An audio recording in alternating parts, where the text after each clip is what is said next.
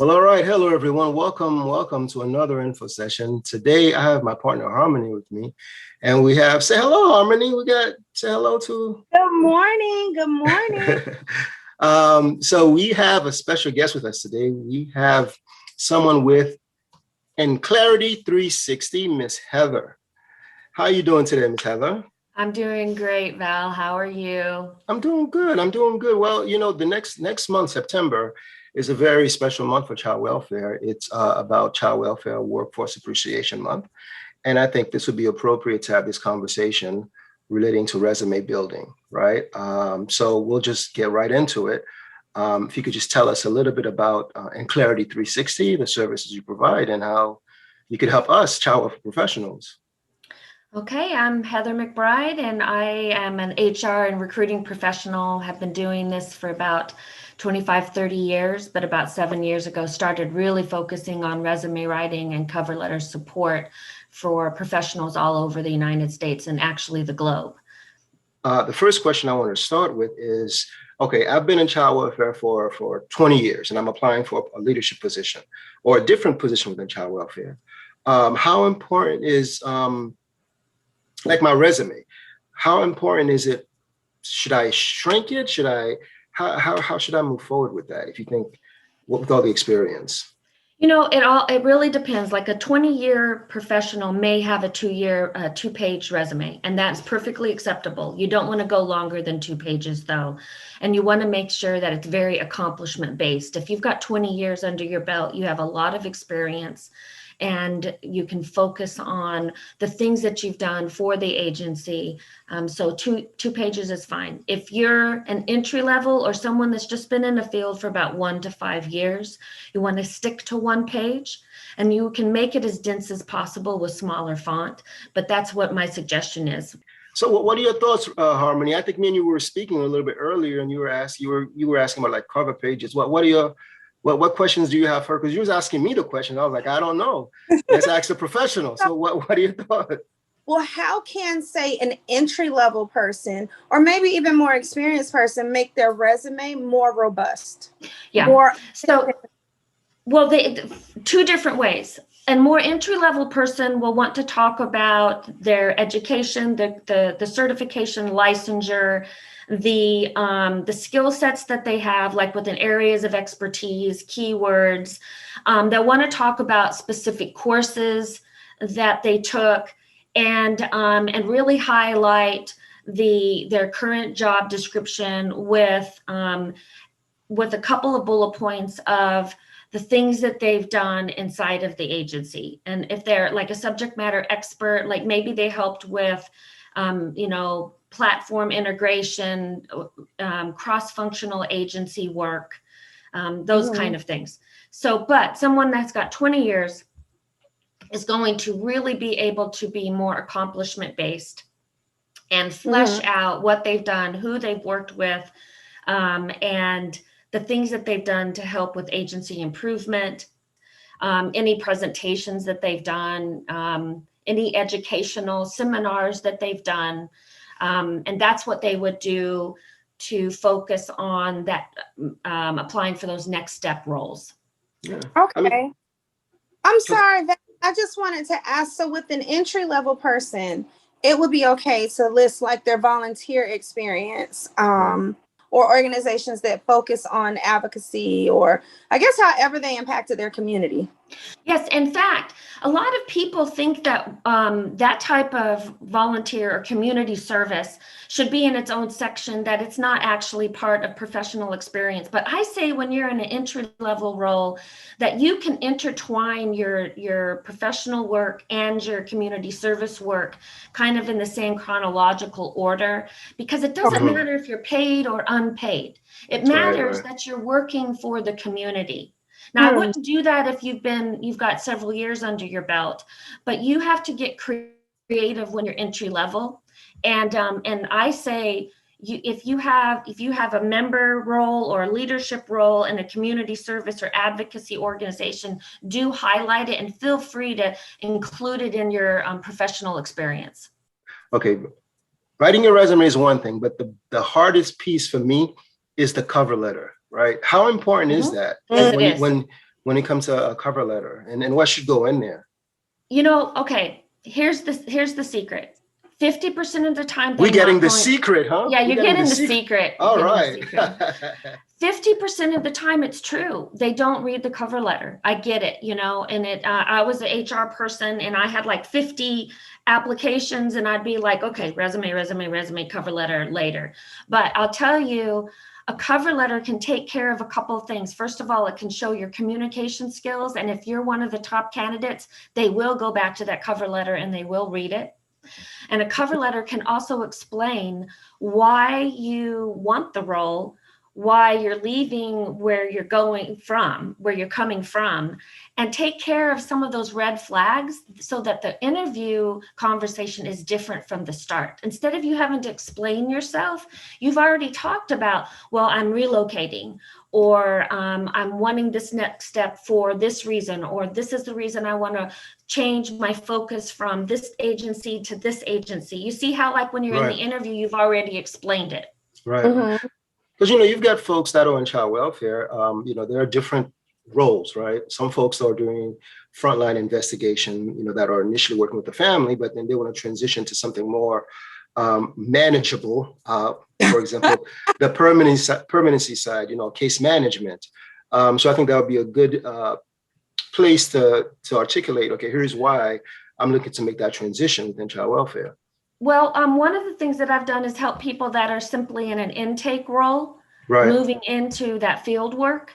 Mm-hmm. And so you can talk about that in, some of the cases or the things that you've done in intake to build that persona that, oh yes, this person will be good in the field too. With like diversity, inclusion, cultural interactions, that type of thing. So there's ways that you can focus on in the cover letter about, I've been in intake for 2 years and I want to get in the field and this is why. Right. A lot of people, especially the younger people, aren't doing cover letters. So if you are one of those top 2 or 3 candidates and you've done the cover letter, you're going to be more at the top of the pile because you took that extra effort, even if they don't read it. Right, Mm-hmm. right. When you are including information in the cover letter, do you feel as though that's your way of saying why I'm the best candidate, or is it a quick snippet on selling yourself in it? Well, it's different things. It depends on what agency you're going for. But here's the formula for cover letter. I identify what the needs are of the agency, how my experience and my skill sets meet those needs, and then the wrap up can be why I want the work to work with this agency. And I tend to veer away from why I'm the best candidate. I say things like, based on all of the above and within my resume, I submit myself as a qualified candidate. Okay, well, I guess moving on from that, with social media being as prevalent as it is now, how important is a LinkedIn profile for child welfare professionals? We see it a lot with corporate America, but what about child welfare? Okay, that is tricky. Yeah.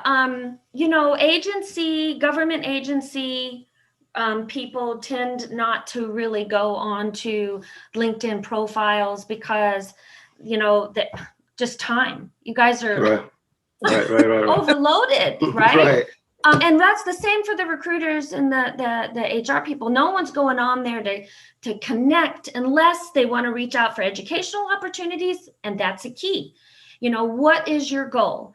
So, but I say this, LinkedIn profile, I don't care what profession you're in, have a LinkedIn profile because you never know who you're going to want to connect with and you can build that network. But also, what I'm seeing is there's a lack of professionals just in general in the world, and HR and recruiters, and I know because I did this for several years, are doing passive sourcing through LinkedIn.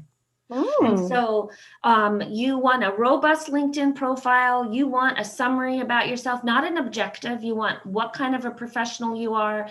You want to have as many skills as you can in the skills and endorsements area. You want to have that software technology and show that you're technologically savvy. You want a robust description. And I understand confidentiality is important with case management. So you're not going to have cases and things like that. Right. You're Obviously. Yeah. going to show, like, state agencies are really great for job descriptions. So hijack the language from that job description. Yeah. And if you have gaps in your employment, don't use the months, just use years, because it masks any Right. gaps. It's a little different. It's not like people are just like running to try and get into case management, child welfare jobs. Right. So they're going after you. Right. And have that robust LinkedIn profile and check your messages all the time, because you Yeah. never know when a headhunter or a recruiter is going to reach out to you. Right. Right. With HR folks, right? Tell me a little bit of keywords tracking system. Like what is how does that work, and how can we benefit ourselves with that?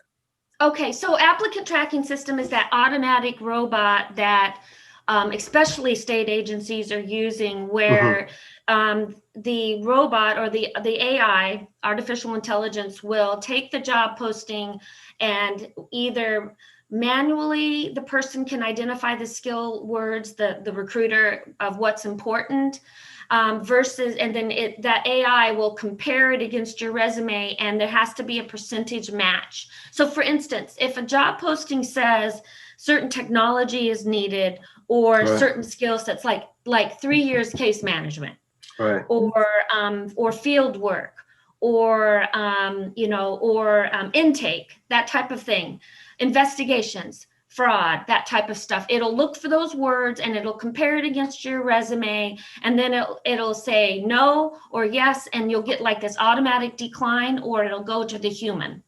Oh. As far as those keywords on your resume and on your LinkedIn, they are very, very important, because what I want you to do after this call is go on, find a job on LinkedIn.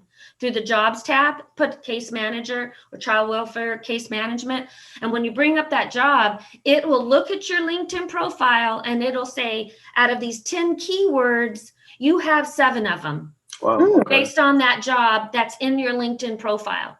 So if you can just walk me through your intake process. So what is your website first? Let's start with that. How can we reach Clarity. It's in Clarity 360, and my process is listed there too. But what I do is people will call me, Right. referrals, whatever, and I'll say, look, I want to see your old resume if you have one.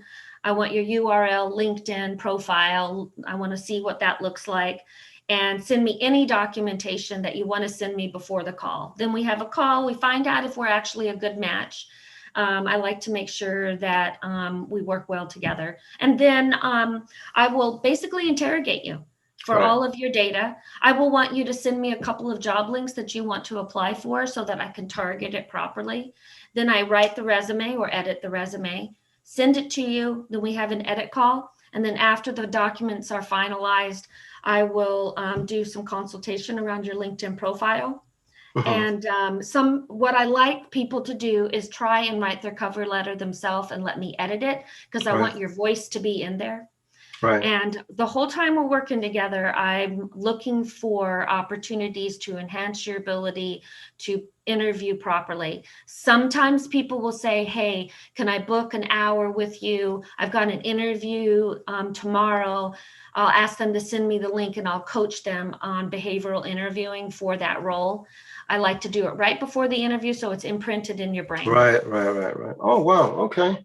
Well, do you have any last words you want to share with us, Miss Heather? No, I just want to thank all of you for the work that you're doing out there. It's really important work. And, this is something I've noticed about people in child welfare. It's okay to take credit on your resume. I understand that it's real team oriented and all of that, but on your resume, it's about you, and it's okay to take credit and push that envelope with that, because what you do is important. It's not always about the team, especially when you're looking for a job. we got some good information today, right? And I'm Yes, looking forward. so much. I've learned a lot. And thank you for your time. You're welcome. Thank you for letting me talk with you. Okay, wonderful. Well, all right, guys, I'm Val, and with Harmony, your fellow child care professional, and let's stay connected.